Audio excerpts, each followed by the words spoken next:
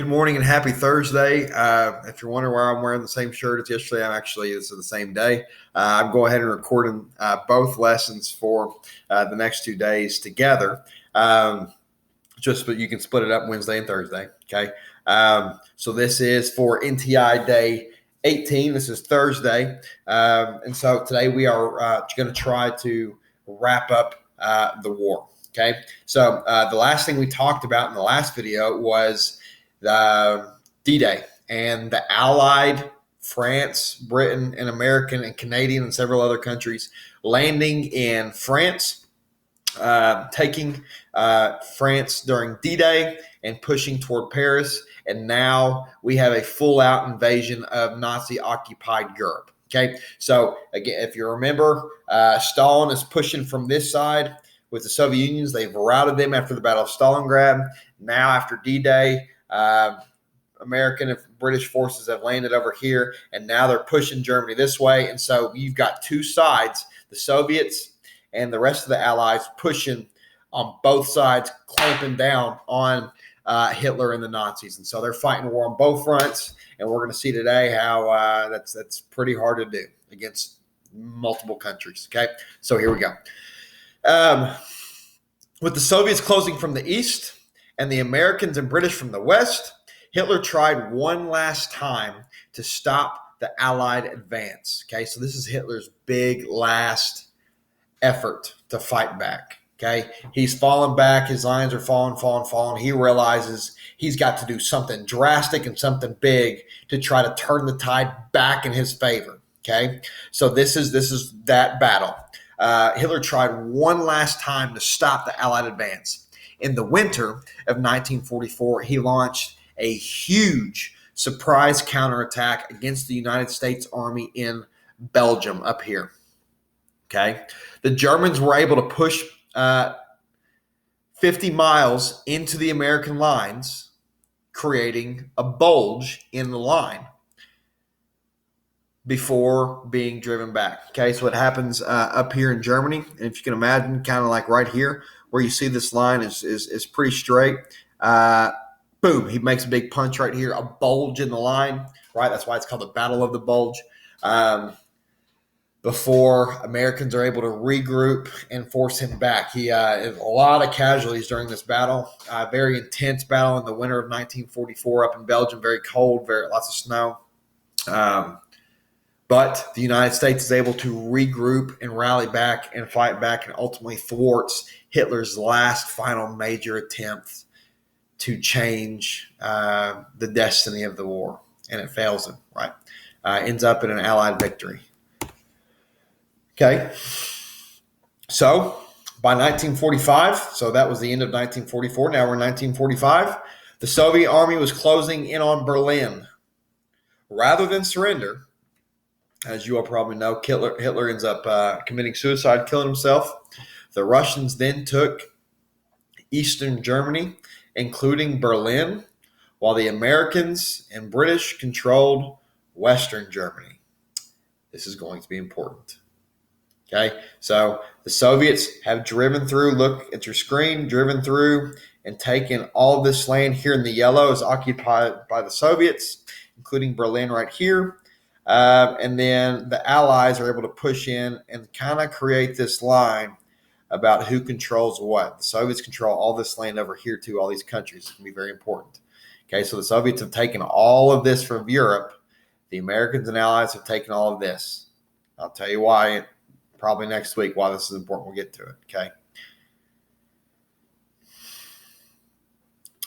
And that's how we end up at the end of World War II, right? So Germany is beaten. They surrender. Soviets in control of the East. Allies, the rest of the Allies in control of the West, okay? But the war's not over, right? Remember, there are two different theaters of war. We have the European side that has now been resolved. But we also have the Pacific, okay? Remember, we've finished the Battle of Midway, and the Americans were practicing this tactic of island hopping where they were going to attack islands and create military bases so they can launch attacks closer and closer to the island of Japan. Okay. The war against Japan raged on. Since 1942, the U.S. had been attacking one strategic island after another, right?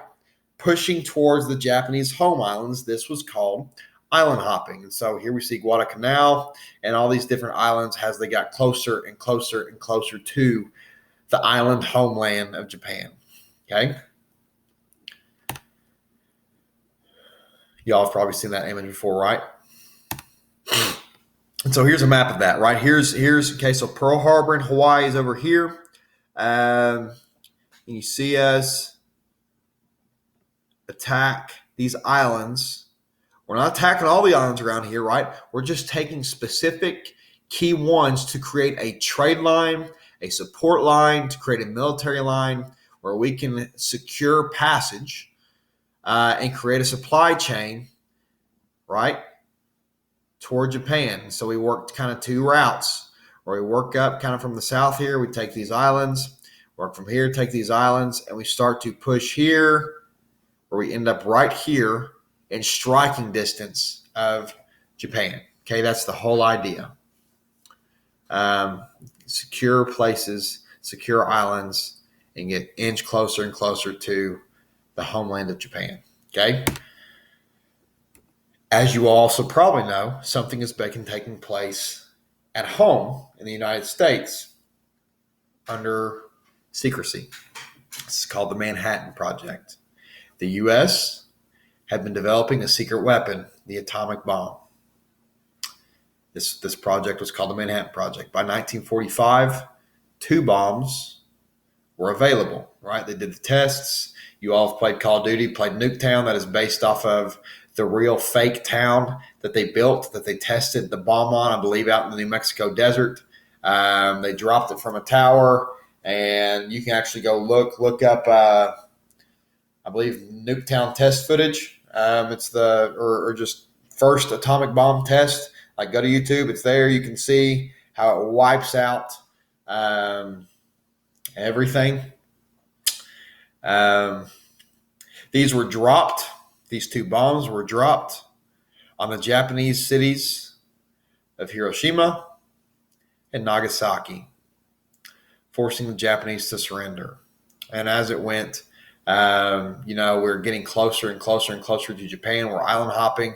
We keep asking Japan to surrender. Japan is losing resources, they're getting desperate. And so you start to see the kamikaze plane created where they were training people just to be able to fly a plane good enough to fly it into ships, committing kind of dive bomb suicide with their planes. After they had used all their bullets, they would launch their planes into the United States ships. This kind of follows, again, that samurai code where you weren't supposed to let somebody kill you on the battlefield. Before that, you were supposed to commit suicide, according to Bushido, Japanese samurai code. Those traditions kept alive, fed into the modern Japanese people of World War II, and they were launching their kamikaze planes. They weren't going to stop. And that's really important to understand why, the rationale of why the bombs were dropped. The Japanese people, because of their culture, that militaristic samurai culture that had lasted a long time, everybody fought for the sake of the country. Like the fighting in Japan against the Japanese, they were fighting not only the soldiers, they were fighting everybody, civilians, everybody turned on them. They were going to have to fight and kill what they projected so many millions of Japanese and lose so many millions of American lives that when they did the numbers, they rationaled that the nukes would actually kill less people than if they did this thing the way they'd been going, because millions and millions and millions of people would have died. So they decided to launch the 2 atomic bombs.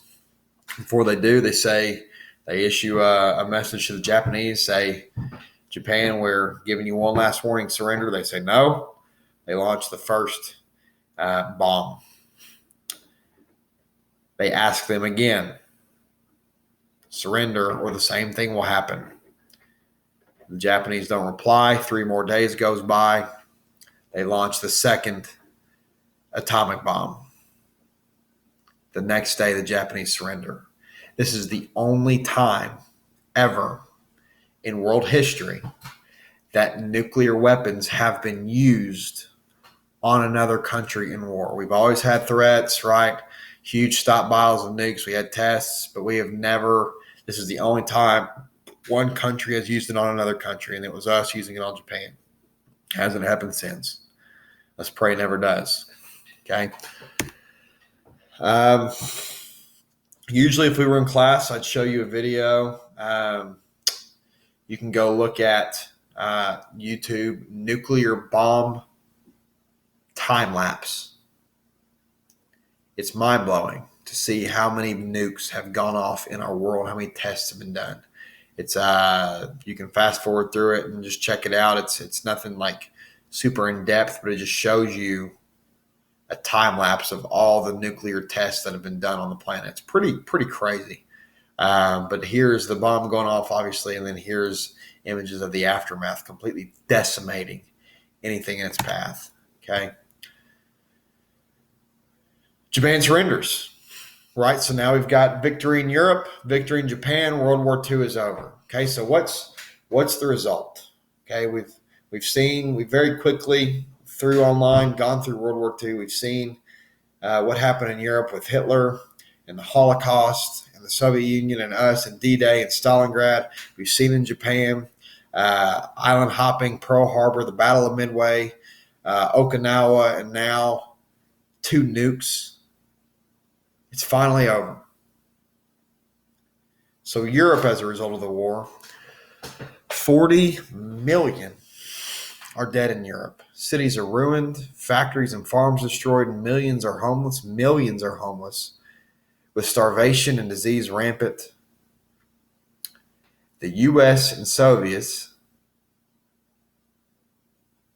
in the dust clearing, are left with really the 2 major massive armies that are left in the world. This creates 2 superpowers on the world stage. And we'll talk about that more in the next unit. This is the death, right? I should have showed you this. One thing we didn't mention is this one right here. People don't realize what the Japanese did to the Chinese. The Japanese were brutal to the Chinese people. Brutal. You want to do some reading on that? It's very pretty crazy read. I mean, look, that orange is civilian deaths, not military deaths. They were brutal to the Chinese people. Just the people. They just brutalized them. Pretty awful things. Okay. And you see, again, the Soviet Union, aside from China, here's Germany is the next kind of major power that was anywhere close to the Soviets. It's not even close. Okay. Civilian deaths in Poland. This is a result of the Holocaust. Okay. So there you go. So what happens is at the end of this thing, the Holocaust comes to light. It had been more of rumors and kind of scattered intel what was happening in Europe. The Jews obviously had been telling people what was going on, and people almost kind of didn't. It was too awful to believe almost for other people. So it was kind of like this array of disbelief. And once they take Europe and take Germany and the war is over, they come and they see the evidence and realize the atrocities that were committed during World War II. So you see the Nuremberg trial set up. Many high-ranking Nazis escaped Europe after the war, right, to South America. But many were captured and put on trial in Nuremberg, and many are executed for crimes against humanity, mainly for Holocaust actions. Occupied Japan. Okay, so we are pretty much the sole people who control Japan. The U.S. military controlled Japan from 1945 to 1951. Okay, so our soldiers stayed in Japan for 6 years after the war is over. General MacArthur governed the country. Japan was demilitarized, and a new constitution was written which created a democracy. Japan is a close U.S. ally today. Okay, now, something that's important to understand is this kind of thing has taken place. We, the United States, have, I'm going to use the word interfered in the rest of the world. I'm not saying that that's in a positive way or a negative way, but we have interfered in one way or another in many, many countries in the world. This was a positive one. And this is not the majority of the cases. Usually when we have gone through and used military to set up a democracy, it's usually not gone well as a result. Like you're kind of watching it happen in Iraq right now. And the results of Iraq really aren't fully there yet, but we've gone into Iraq and really had a power there in Iraq and overthrew the government and are helping establish a democracy and you're kind of see the battle in Iraq today with what's happening in that country and us trying to help them in the way we decide to help them. We stay in Japan for 6 years, and Japan booms now, right? They're one of the greatest economies and innovative peoples in the world. Some of the hardest working people. And that's really more from their samurai culture still, but we do a lot of good there, right? After we destroy them in the war, we help them rebuild. We help them rebuild and we help them set up a new government, help them get back on their feet. And now we have a really, really tight alliance with Japan and South Korea because we do the same thing there, as we'll talk about more later. So yeah, okay. Now this is the last slide, and I'm going to spend a little bit of time, and then we're done right here. Okay, but this is complicated. Okay, I need you to really listen. Okay, the Americans, British, and France. So that's what happens that's what happens in Asia and Japan. We stay there for 6 years, help them rebuild and get them back on their feet. Okay, in Germany and Europe, here's what happens. The Americans, British, and France combined their sections that they had taken in Germany to form West Germany in 1949. The Russians refused to give up East Germany, and it was a communist state until 1991 when both were united together to form modern-day Germany. Okay. The next unit's the Cold War. And we're going to talk all about this in depth. But here's why this happens. Okay, y'all have heard like the Berlin Wall and things, and I think a lot of you all don't understand like what exactly that was. Okay, so here's what happened. At the end of World War II, you see us, France, Britain, and us, and the Soviet Union are pitted against each other. The reason being is the Soviet Union is communist, and part of their ideology is they want the rest of the world to be communist. We are capitalist. Britain is capitalist. France is capitalist. And we do not want the rest of the world to be communist. And so what happens is the half of Europe over here, including this part of Germany, that the Soviet Union had liberated from World War II, they establish communist governments. Okay, now there's a lot more detail going on that. We might talk about it more later, but essentially they're under the Soviet Union's control. The western half of Europe, including this half of Germany, that we and the other allies had liberated from World War II, they become capitalist democracies like us. What had been decided at the end of World War II that would happen with Germany is that, I'll show you that picture, okay? We would divide, so here's the picture. We would divide Germany into 4 sections. And so instead of any one ally being responsible for the rebuilding of Germany, each ally would have a quarter of the country to rebuild, right? So the burden of rebuilding Germany is not all on one country, but it's on every country, right? The Soviet Union is going to help rebuild this section. The United States is going to help rebuild this section. France is going to help rebuild this section. Great Britain is going to help rebuild this section in green, right? And so they're going to rebuild Germany. And then after several years in 1949, after a 4-year period, they were going to pull out of their parts of Germany and reunite the country together after they had all rebuilt Germany together. Everybody did this except for one country, the Soviet Union. These three sections, Britain section, the United States section, and France section, they all pulled out. Soviet Union did not. And so what you see is in 1949 is Germany becomes divided in half between the western part of Germany, which is a capitalist free democracy, and the communist part of Germany, which is communist under Soviet Union control.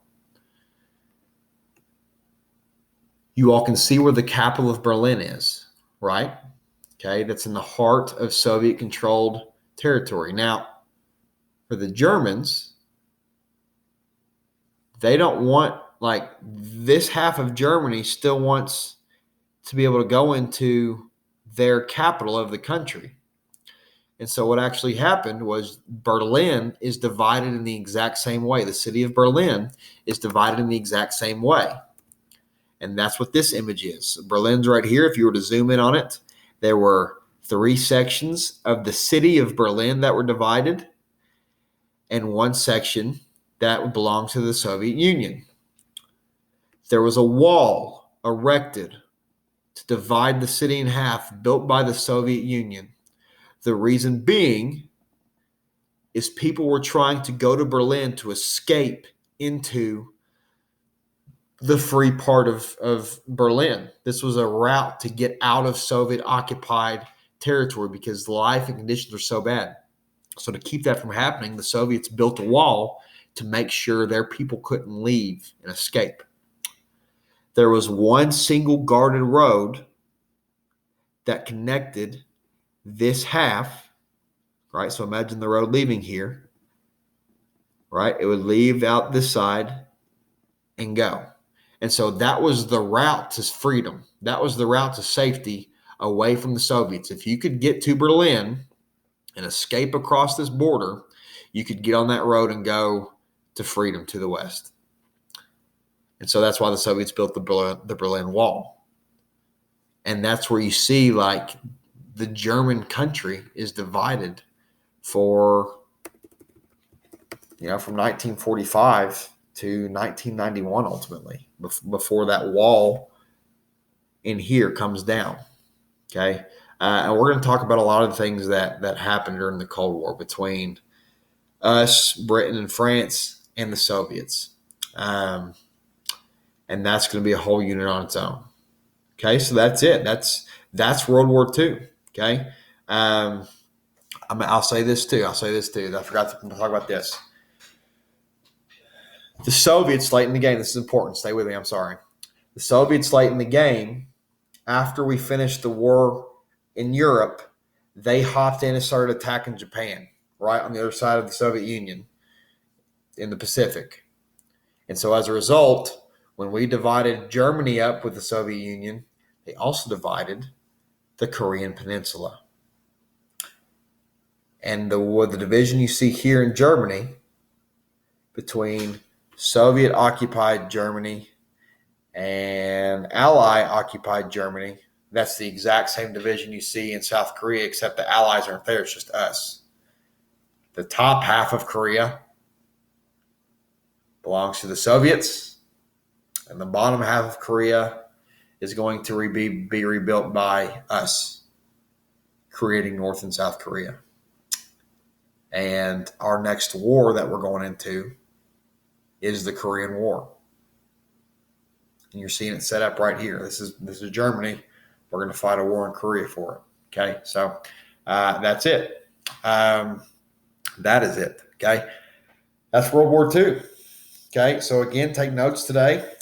Tomorrow, I've got something kind of special, I think, planned for you all on Friday as far as what we're going to be doing. So, again, if you all have questions, shoot me an email, give me a call on Google Voice. If I don't answer, leave me a voicemail. And make sure you're getting 2 notes per slide. Hope you all enjoyed it.